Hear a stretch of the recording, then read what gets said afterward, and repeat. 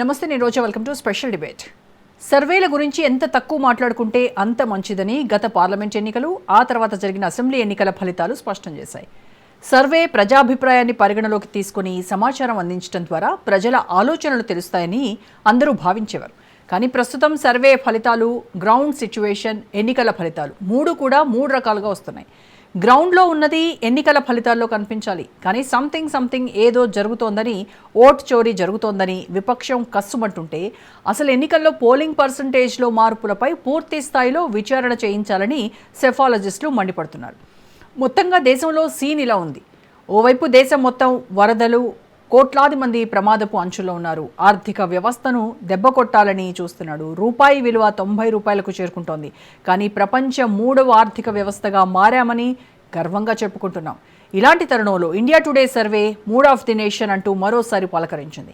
గతంలో ఈ సంస్థ ఇచ్చిన సర్వేలపై ఎన్నో అంచనాలున్న నేపథ్యంలో తాజాగా త్వరలో జరగనున్న బీహార్ అసెంబ్లీ ఎన్నికలు, తమిళనాడు అసెంబ్లీ ఎన్నికల నేపథ్యంలో కొంత విశేషంగానే చెప్పుకోవాల్సి ఉంటుంది. బీహార్లో తిరిగి ఎన్డీఏ వస్తోందని, తమిళనాడులో తిరిగి డీఎంకే ఆధ్వర్యంలోని ఇండియా కూటమి విజయం సాధిస్తోందని సర్వే చెప్తే, ఇక బీజేపీకి మాత్రం మరోసారి సొంతంగా మెజారిటీ మార్క్ రాదని మాత్రం చెప్పింది. అయితే ఎన్డీఏ భాగస్వామ్య పక్షాలతో కలిసి ప్రభుత్వం ఏర్పాటు చేస్తోందని మూడ్ ఆఫ్ ది నేషన్ చెప్తోంది. ఇక ప్రతిపక్ష నేతగా రాహుల్ గాంధీ గతంలో కంటే పాపులారిటీ పెంచుకున్నట్టుగా కనిపిస్తున్నారు. ఆయనను 50% మంది ఆమోదిస్తుండగా 15% మంది మాత్రం వ్యతిరేకిస్తున్నారు.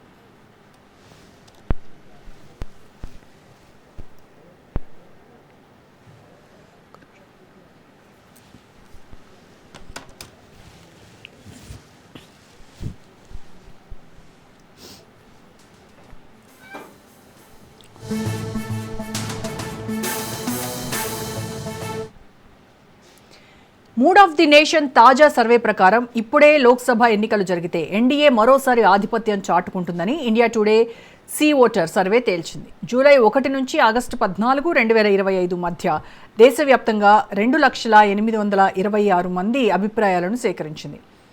ఈ అంచనా ప్రకారం ఎన్డీఏ 324 సీట్లు గెలుచుకునే అవకాశం కనిపిస్తోంది. 2024లో 293 సీట్లు గెలిచి మూడోసారి అధికారంలోకి వచ్చిన ఎన్డీఏ ఈసారి మరింత బలపడినట్లు సర్వే సూచిస్తోంది. మరోవైపు కాంగ్రెస్ నేతృత్వంలోని ఇండియా బ్లాక్ 2024లో 234 సీట్లు గెలుచుకోగా, తాజా సర్వేలో ఆ సంఖ్య 208కి తగ్గే అవకాశం ఉందని అంచనా వేస్తోంది. పార్టీల వారీగా చూస్తే బీజేపీ ఒక్కటే 260 సీట్లు సాధించవచ్చని సర్వే చెబుతోంది. అయితే ఇది సాధారణ మెజారిటీకి కావాల్సిన 272 సీట్లకు తక్కువే. ఫిబ్రవరి పోల్స్లో బీజేపీకి 281 సీట్లు, ఎన్డీఏకి 343 సీట్లను సర్వే అంచనా వేసింది. తాజా సర్వేలో బీజేపీకి 260, ఎన్డీఏ 324 సీట్లకు తగ్గింది. కాంగ్రెస్కు 97 సీట్లు వచ్చే అవకాశం ఉందని తెలిపింది. ఓట్ల శాతం విషయంలో ఎన్డీఏకి 46.7%, ఇండియా కూటమి 40.9% వద్ద నిలుస్తుందని సర్వే పేర్కొంది.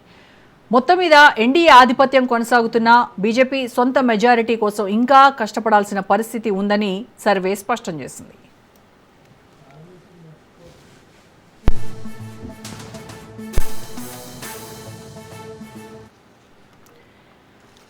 India today C voter August 2025 mood of the nation సర్వేలో ప్రధాని నరేంద్ర మోదీ పనితీరు రేటింగ్ కొద్దిగా పడిపోయినట్టు తేల్చింది.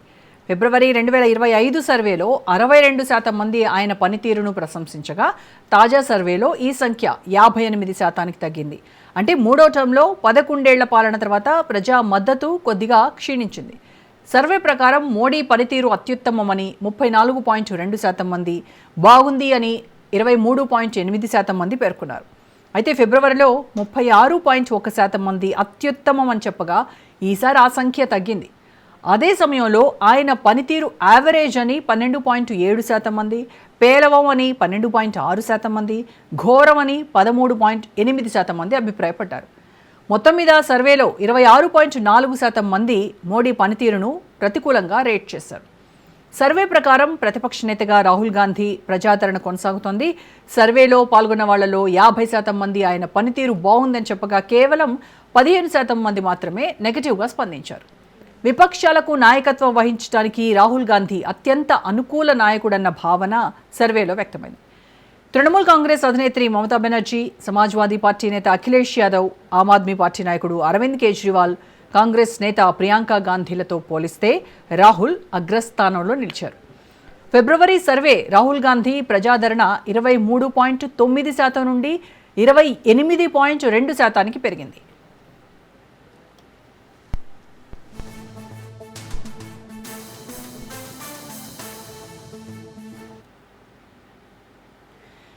ఇక ఈ ఏడాది చివరిలో జరగబోయే బీహార్ అసెంబ్లీ ఎన్నికల ముందు India today C voter mood of the nation August 2025 survey ఓటర్ల మనోభావాలను వెలుగులోకి తెచ్చింది.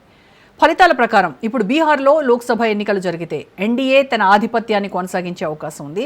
2024 సాధారణ ఎన్నికల్లో ఎన్డీఏ ఓట్ల శాతం 47% ఉండగా ఈసారి అది 50% పెరిగే అవకాశం ఉందని సర్వే చెప్పింది. అదే సమయంలో ఇండియా కూటమి 39% నుంచి 44% పెరగనుంది. అయినప్పటికీ ఓటు శాతం పెరుగుదల సీట్లలో ప్రతిఫలించకపోవచ్చని అంచనా వేసింది.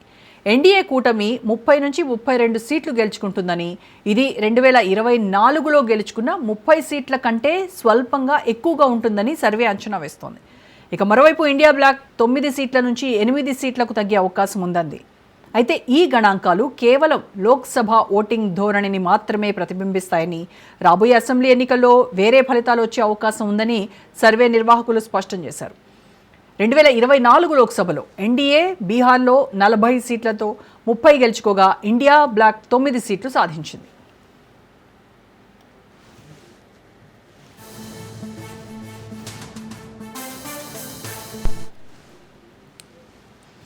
August 2025 mood of the nation survey ప్రకారం తమిళనాడులో బీజేపీ అన్నాడీఎంకేతో సంబంధాలు తిరిగి పునరుద్ధరించుకున్న పరిస్థితి ఏం మారేలా లేదు. తాజా అంచనాల ప్రకారం ఎన్డీఏ కేవలం 3 సీట్లు గెలుచుకుంటుందని, ఓట్లు మాత్రం పెరుగుతాయని సర్వే తెలిపింది. డీఎంకే నేతృత్వంలోని కూటమి అధికార వ్యతిరేకతను ఎదుర్కొన్నప్పటికీ రాష్ట్రంలోని 39 లోక్సభ సీట్లలో 36 సీట్లు గెలుచుకునే అవకాశం ఉంది అంది. హిందీ భాషా వివాదం నేపథ్యంలో డీఎంకే తీసుకున్న వైఖరికి ప్రజల మద్దతు లభించిందని సర్వే తెలిపింది. ఇక సూపర్ స్టార్ విజయ్ రాజకీయ ప్రవేశం ఎన్నికల సమీకరణలను ప్రభావితం చేస్తోందని సర్వే హెచ్చరించింది. విజయ్ పార్టీ డీఎంకే వ్యతిరేక ఓటును చీల్చి పరోక్షంగా డీఎంకేకి లాభం చేకూర్చే ప్రమాదం ఉందని విశ్లేషకులు అంచనా వేస్తున్నారు. 2024 లోక్సభ ఎన్నికల్లో బీజేపీ ఒక్క సీటు కూడా గెలుచుకోలేకపోయినా 18% ఓట్లు పొందింది. ఇప్పుడు అదే ఓట్ల వాటా 37% పెరుగుతుందని సర్వే అంచనా వేసింది.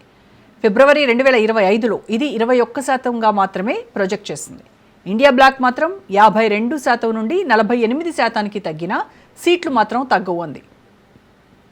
India today C voter mood of the nation poll July 1 మరియు ఆగస్టు 14, 2025 మధ్య అన్ని లోక్సభ విభాగాల్లో 54,788 మంది వ్యక్తులను సర్వే చేసి నిర్వహించింది.